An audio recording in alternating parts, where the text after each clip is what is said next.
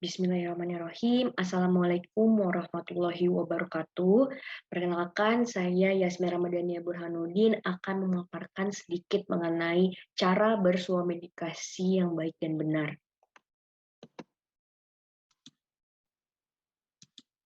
Yang pertama, kita harus mengetahui dan mengenali apa pengertian dari suami medikasi itu sendiri.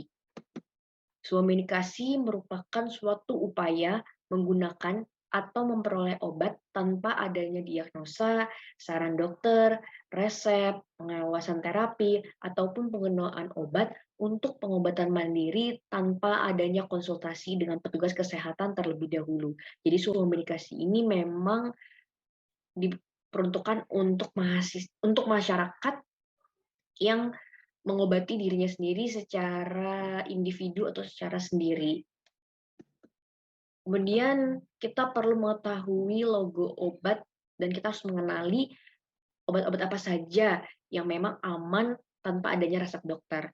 Yang pertama yaitu obat bebas ditandai dengan lingkaran berwarna hijau. Kemudian obat bebas terbatas yang ditandai dengan lingkaran berwarna biru. Kemudian obat keras yang ditandai lingkaran berwarna merah dengan logo K, dan yang terakhir yaitu obat yang mengandung narkotika dengan logo plus berwarna merah. Jadi memang obat-obatan yang boleh untuk masyarakat bersuami medikasi itu yang lingkaran berwarna hijau dan lingkaran berwarna biru.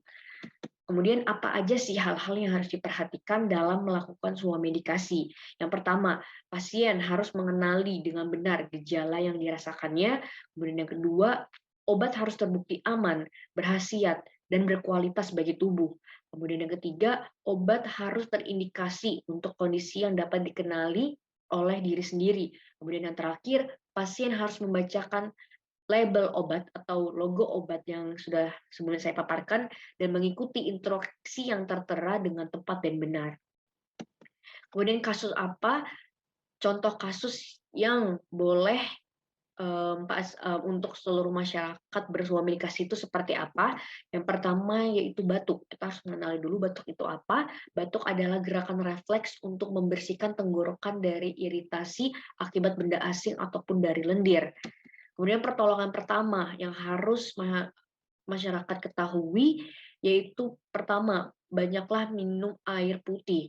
Kemudian yang kedua, hindari merokok atau kurangi mengonsumsi rokok. Kemudian ketiga, kurangi makan makanan yang dingin ataupun berminyak atau berlemak. Kemudian yang keempat, hirup udara air panas agar tenggorokan menjadi lebih lega. Kemudian yang kelima, minum obat batuk yang sesuai. Kemudian yang terakhir, periksakan diri ke dokter apabila batuk yang diderita berkepanjangan atau semakin parah. Kemudian batuk ini ada 3 jenis, ada batuk biasa, batuk kering, dan batuk berdahak. Yang pertama ada batuk kering atau antitusif. Ini ketika masyarakat mengalami batuk keringnya, dapat mencari obat-obatan yang berada di apotek terdekat, yaitu contohnya ada difenhidramine HCl untuk efek anti alerginya, kemudian obat dextromethorphan atau DMP untuk menekan pusat batuk pada saraf pusat.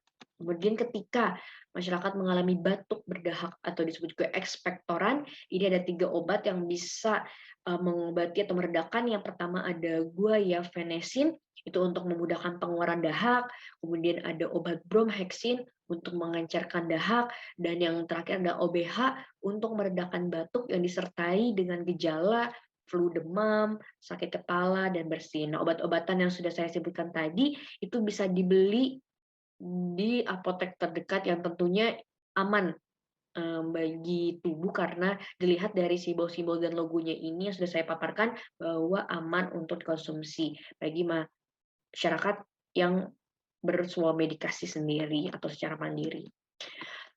Mungkin sekian yang bisa saya sampaikan. Mohon maaf apabila terdapat salah kata. Wassalamualaikum warahmatullahi wabarakatuh.